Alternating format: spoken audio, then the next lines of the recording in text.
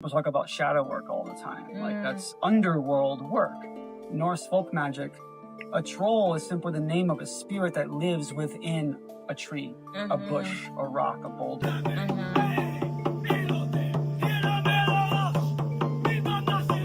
The kills were crazy. Yeah, you create what's missing in the world, which is mature, healthy, individuated men.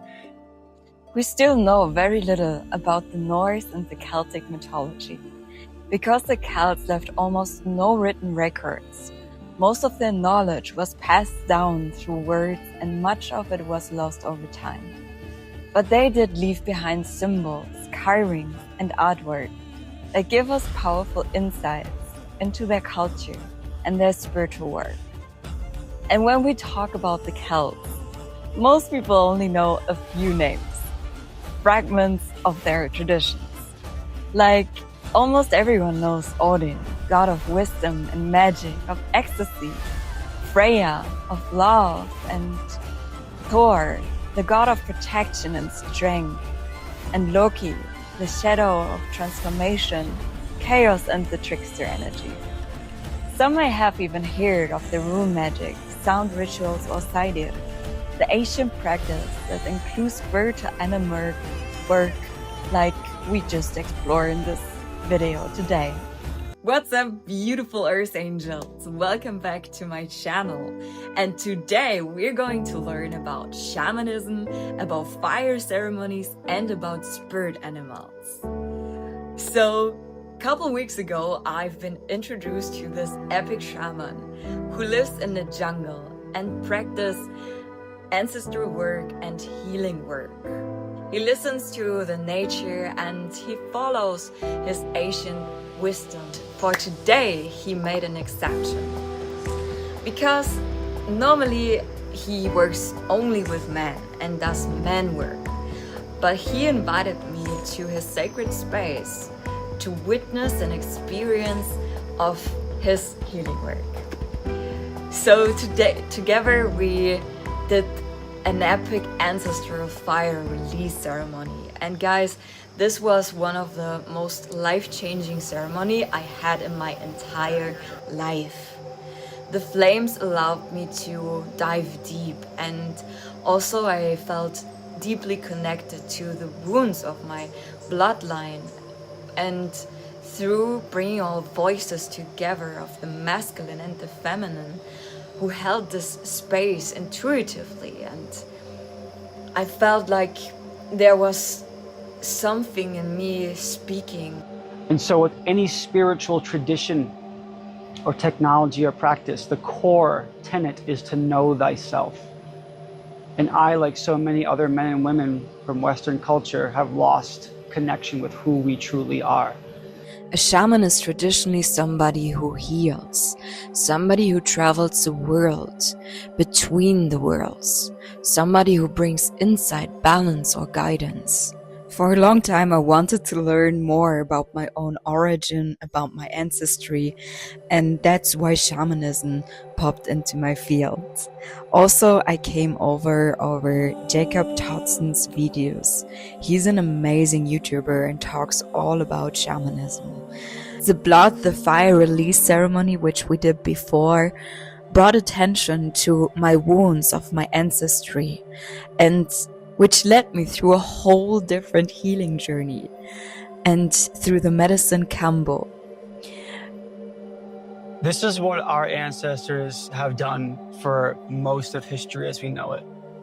We live in a time that is abnormal these last few hundred years.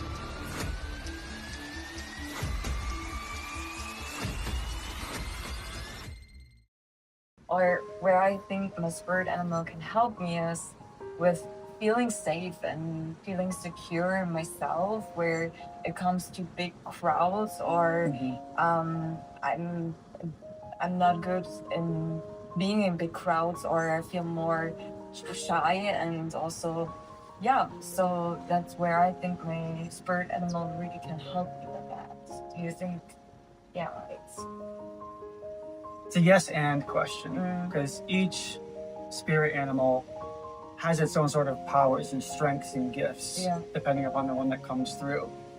And you can ask it for help whenever you want. And that's the point. Yeah. Whenever you're doing any kind of spiritual work, prayer work, or anything in life where you feel challenged, where you understand that there is some transformation at hand for you. And for you, you're mentioning if you're in crowds, if you feel some sort of challenge, well, there's something there that you can be helped with. Yeah, I'm You simply- shy and just like Yeah. introverted, and when it's like a big crowd, I feel like, oh my gosh, I really want to leave, and it's like, yeah.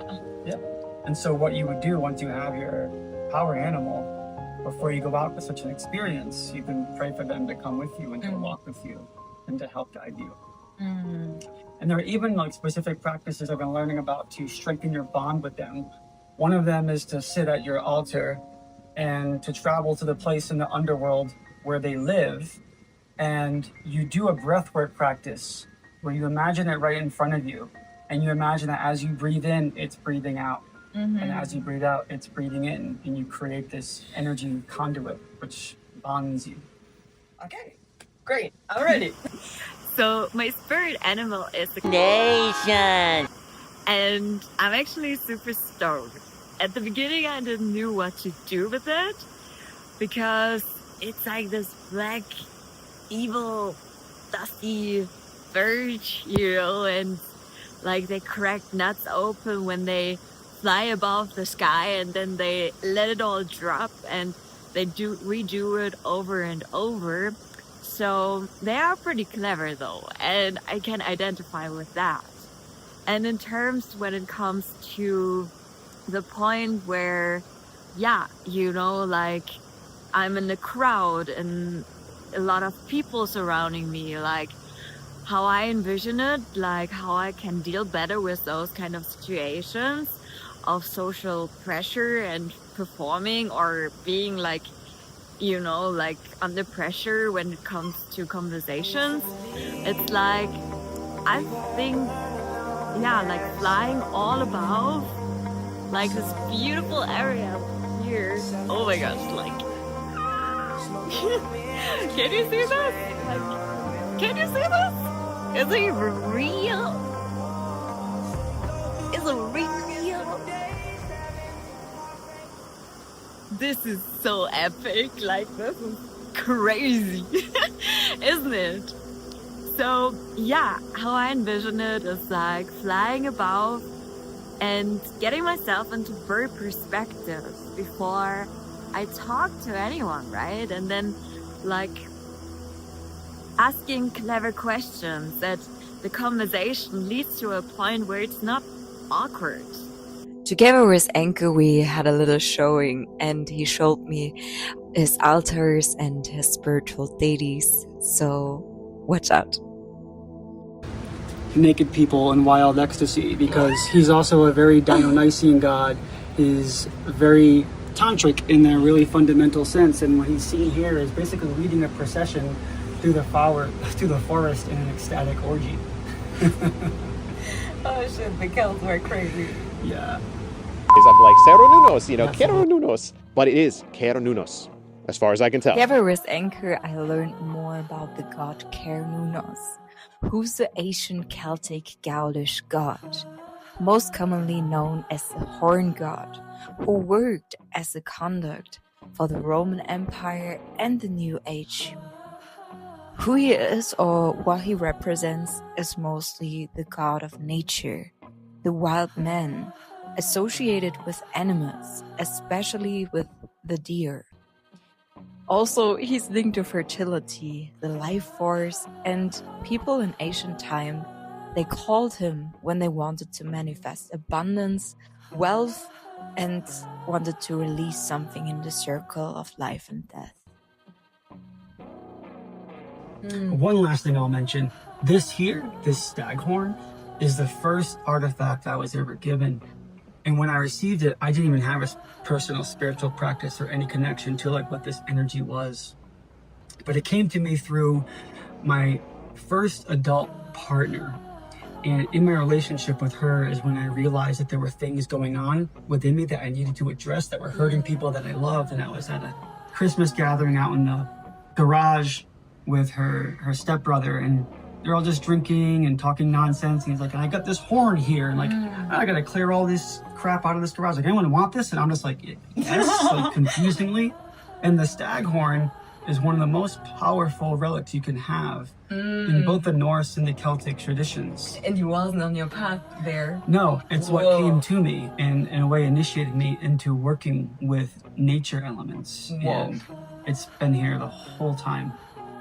When it came to the actual spirit journey in my underworld, I felt slightly intimidated. As I allowed myself to surrender into this fear, it slightly faded. And I opened myself to this experience and curiosity arose. I could not wait to explore. I need to freak out. No. Because I'm actually freaking out. Yeah, I mean, in the realm of shamanism, yes, you do understand and acknowledge that there are good spirits and evil spirits, for sure. But the realms themselves aren't inherently good or bad, right? Like the underworld is the place of like caves and lakes and anything that's underneath, like within the planet, within our psyche. People talk about shadow work all the time, like that's underworld work. But our psychographic history isn't necessarily bad or evil, it simply is, right? And then the middle worlds are the worlds that we live in. This is the 3D realm of humanity. God, right? yeah. And also the realm where like fairies can come and go too. It's a separate conversation of parallel dimensions. Okay, I didn't expect that we're going so deep into different dimensions. And I heard this conspiracy, like it's read a theory before, and some say like it's conspiracy, some say it's like a real word living beneath us, and I'm super curious, like all about like to get to know this world. And I'm super curious to learn, get to know my own spirit animal, right? And I know that like Rudolf Steiner teaches us everything is like from the mind, and also that we're mental beings and soul beings. And he had the conclusion about that we all create by our mind. My new guardian. You know, when we see it in our being, that is actually an appearance in a different dimension. How do you see that? I don't believe it's all created by our minds. Our minds are a tool to perceive and to understand and to comprehend. And in many ways, the mind is less important when we go upon journeying into these realms, because what you see is not with your eyes, it's with your inner vision, which is something that needs to be cultivated and sometimes supported and opening up. And I believe that's part of what happened for me in that training. And so the beings that you can experience, the power animals, the spirit teachers, and also the gnomes. Are they gnomes? Gnomes. I love it how they say gnomes out in Europe. The G is not silent. It's so fun. I have gnomes in my yard. You might have seen them. Like these yard gnomes, lawn gnomes, they're essentially placeholders for spirit to live. That's me saying, hello, you're invited to live here, land spirit. And to answer the question firmly, there is more happening here than what we can perceive in this realm with our five senses. That is the realm of shamanic practitionership and animism in general, which is like the meta narrative around shamanic practitionership is like everything has a life and a spirit. Like the word troll, you've heard this word before. Sure. Right? But in common vernacular, it's like this ugly, brutish ogre thing under a bridge that wants the toll to cross the bridge, which is metaphorically moving from one land to the other. But in Norse folk magic, a troll is simply the name of a spirit that lives within a tree, a bush, a rock, a boulder. And it's not when I envision trolls, like I envision like the big giant troll from Hobbit, or you know, like and who stink and who are just like uncomfortable. Yeah. Well, they're kind of like metaphors for land spirits because like a cave troll is very much a manifestation of cave energy. You know, they're dark and they're solid and they're strong and they're really big like boulders. So there's some truth to it. But they get, in my opinion, portrayed that way because of the over Christianization, so to speak, of such lore, of such practice. Do you think like I can meet like my own spirit animal in form of like a troll or like a dragon or a fairy? Might this be like fiction or is this like Yeah. yeah? Well, from my understanding, power animals and spirit animals are generally creatures that we're familiar with in this world. And that's why they're so helpful, because they are of this world, but they're in spirit form, so they can move between worlds. Does that make sense? God, yeah. So they're actually real creatures, but they move through different worlds. And we in the middle world, how you say, we cannot perceive the whole imprint of them because they have like different, like we are not able to see them with our capacity of humans, like human brain. You know, in a sense, like we can develop the capacity to sense and perceive spirits in this realm for sure. And I've had some experiences of that recently since that training. I can't answer with certainty if we can actually experience our spirit animal in its full form here, but for example, they make appearances. So here's a good example. When I came back from my trip and had been given my power animal of a large gray wolf with silent footsteps, I went down to the river one morning and I was asking for spirit to guide me to items I could use in a rune divination sort of bag, like items of nature that hold a certain meaning. But when I followed that guidance, I ended up digging up a little hole that had 2 sticks crossed over it, which isn't just X marks the spot, it's also the rune Gifu, which is the gift. So I dug underneath and I found this stone, which is the shape of a wolf's head. And so that is the way that my power animal showed up to me in this world, at least so far. That's gorgeous. So you're a lonely wolf? No, the wolf is a pack animal.